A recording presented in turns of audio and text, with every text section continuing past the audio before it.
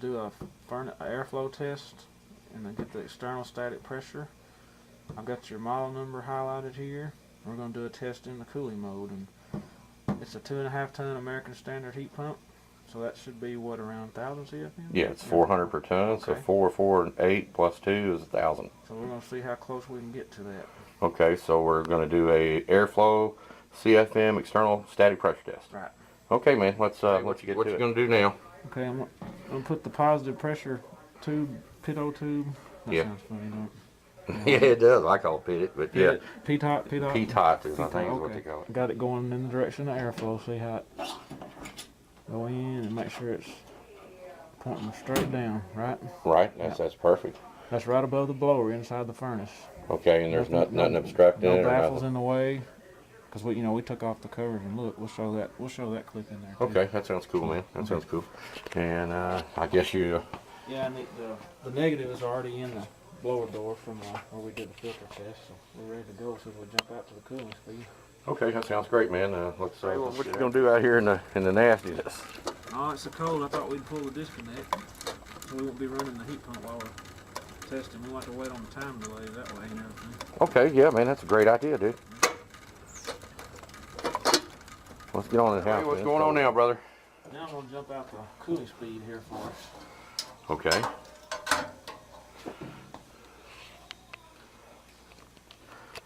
Power is off. Power is off. Okay. Jump a red and yellow. Alrighty. We're gonna run this test in cooling mode. I like how Ray set me up here with this tripod, man. Look at that manometer on the tripod. Yeah, that is cool. Next level, ain't it? Okay. All right, brother. Oh, go ahead.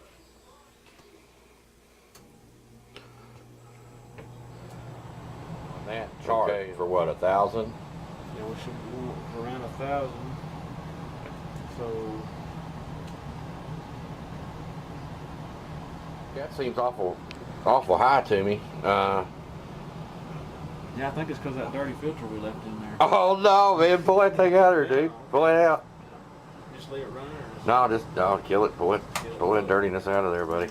Pull a dirty one out. I was like, oh my God, dude. Ray. All right, buddy. You're messing with me. Yeah. I bet we'll see a difference on that. Oh yeah. Big difference. How much do we have? What kind of? It was like 0.78. Oh yeah. A lot Pretty high, but my ductwork here ain't all that great either. Now here it is with the clean filter.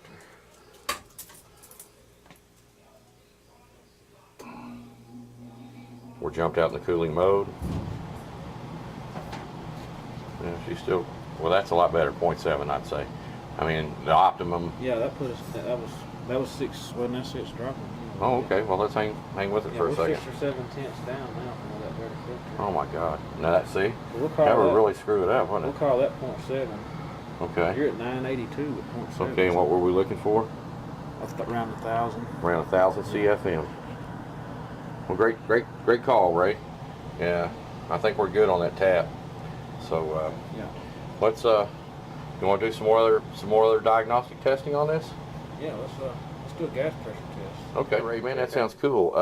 There really ain't a whole lot to testing the gas valve, but the first thing I do is you remember that gamma chart you were looking at for the static pressure? Yeah. Yeah, hop on down there, and what we're looking for is the inlet side of the gas, max and min. Okay, I see it there. Maximum permissible gas pressure to furnace, 13.8 inches water column. Okay. For both natural gas and propane. And the one below that's the minimum gas supply pressure for purposes of input adjustment, 5 inches water column.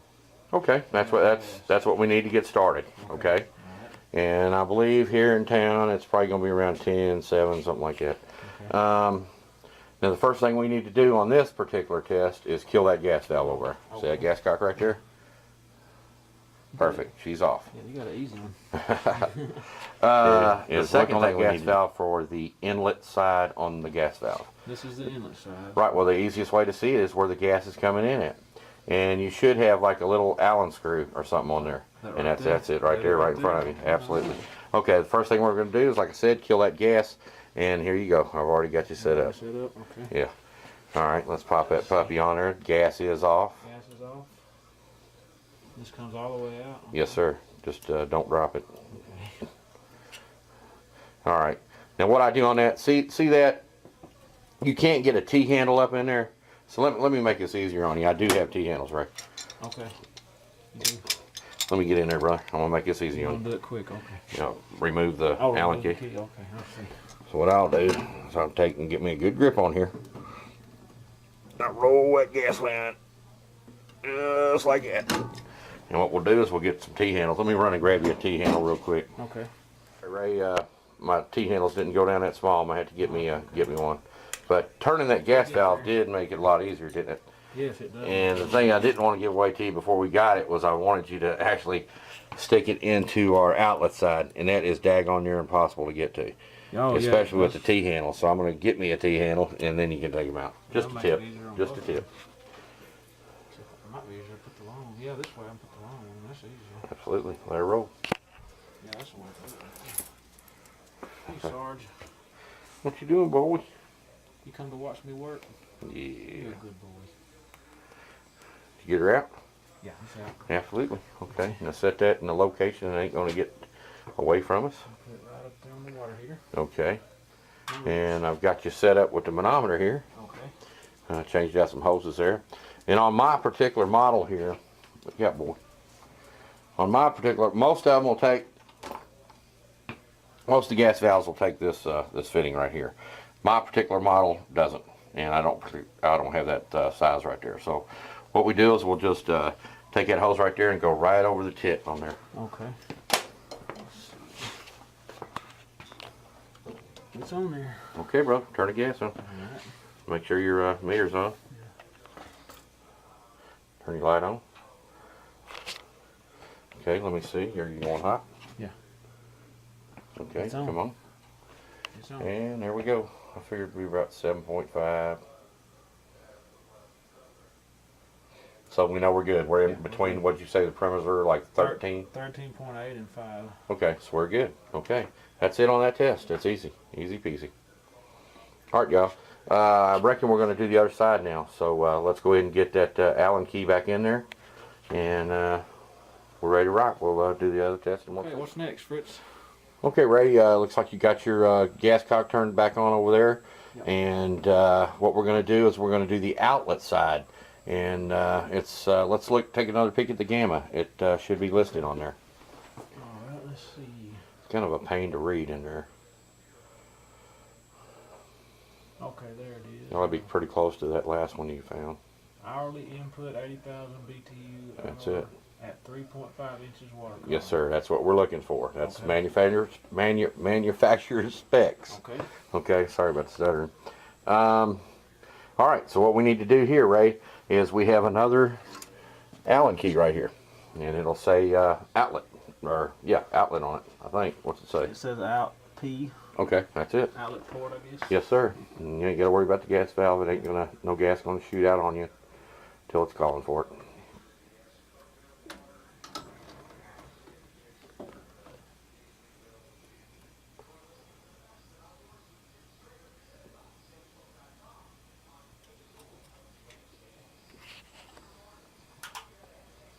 Okay, put that in a safe spot, and there you go. Okay. And what did you say you were looking for? What? 3.5. 3.5 inches of water column. Go ahead and hit your light so everybody can see it. Okay. Okay, now let's test it. Here we go. Inducer. Pressure switch. I heard it. Heard it. Now ignite it. Oh, Yep, glowing. alright. What's next? Gas valve. Click. Alright, There it goes. there we go. It's kind of low. Does it go up after it comes on or something? Well, would you think the blower might have anything to do with that, I or? wouldn't think so. No, Okay, you're absolutely right. When we do 90% furnaces, we need to either remove the reference tube or we need to remove the burner box cover right here. All right, now let's let it kick though, just to prove to everybody it ain't got nothing to do with the blower. Come on, girl. It's always the longest wait. 3.35.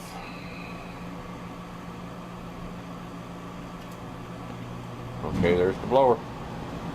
See, she didn't move a leg. Reference tube right there on the side. Take your light there, shine it in there.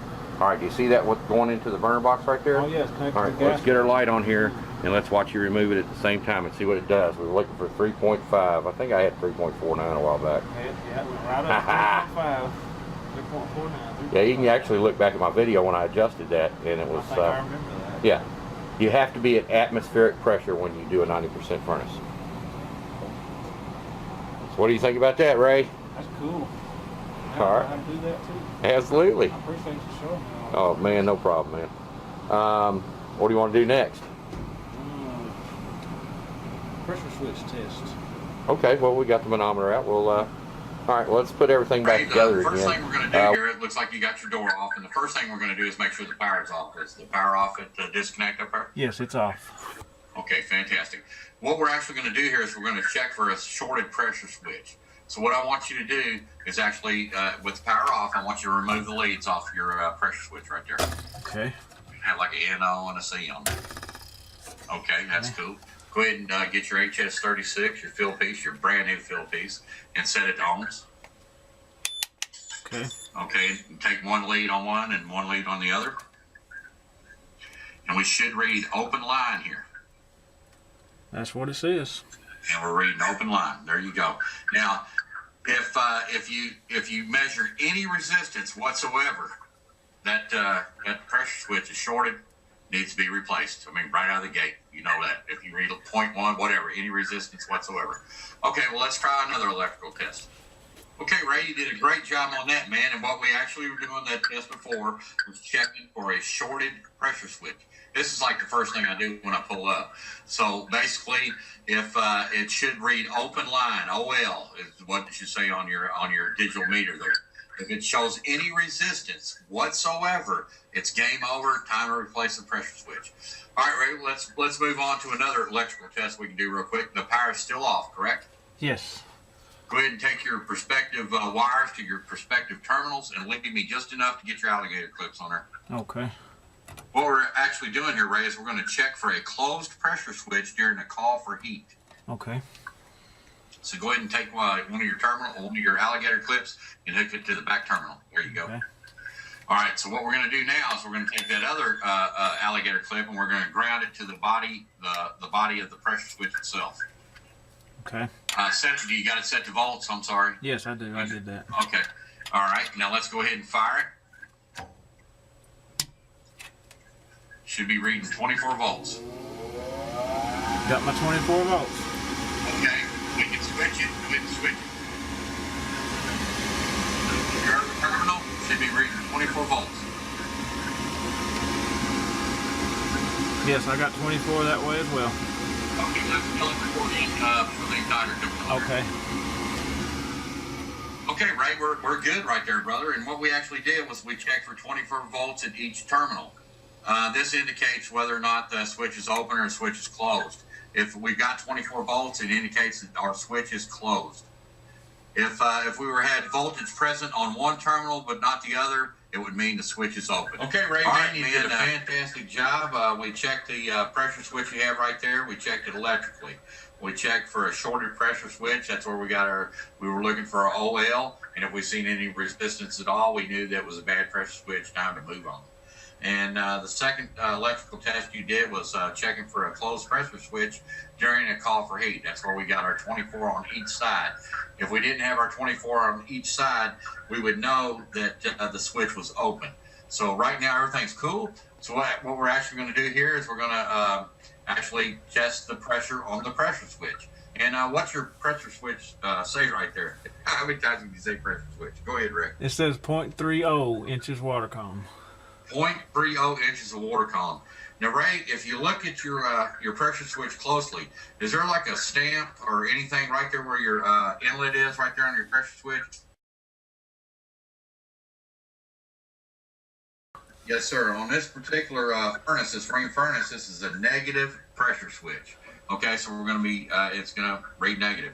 But nonetheless, let's go ahead and show the people here how to set it up. Go ahead. The power is still off at the furnace, correct? Yes, it's Let's still off. go ahead and pop it loose right there at the pressure switch. The little orange rubber hose there. Okay. Okay. And knowing you probably got another orange hose, don't you? I do right here. Okay. Well, let's hook that to the other side of it. Okay. All right, brother. Do you have a T? I got a T. Let's hook that up. Okay.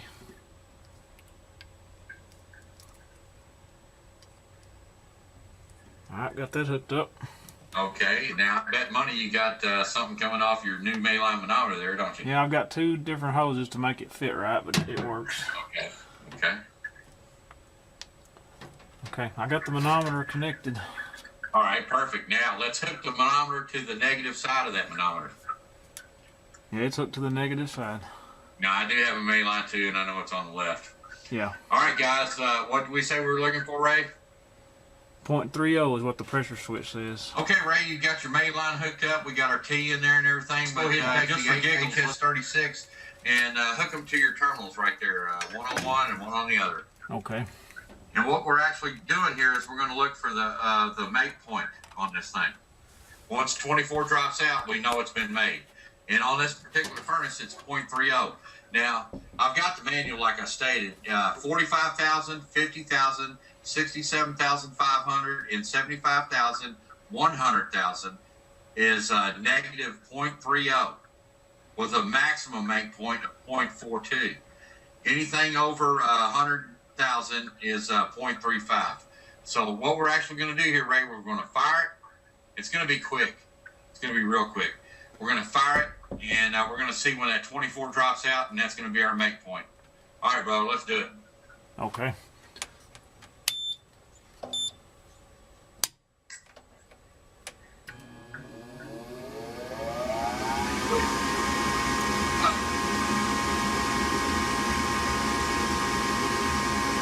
Okay, it dropped out. Come on, brother, rock and roll, baby. Perfect, Ray. You're good to go, brother. That's pretty. Awesome. So I'm in good running order all the way around. Yes, sir. Yes, sir. All right, guys. I guess that's what we're going to do. We're going to do some shorties, I guess. That was basically just testing a pressure switch. Yep, I'm in good shape. Fritz, I appreciate you helping me. I know my furnace is ready to go. I'm almost pulling out.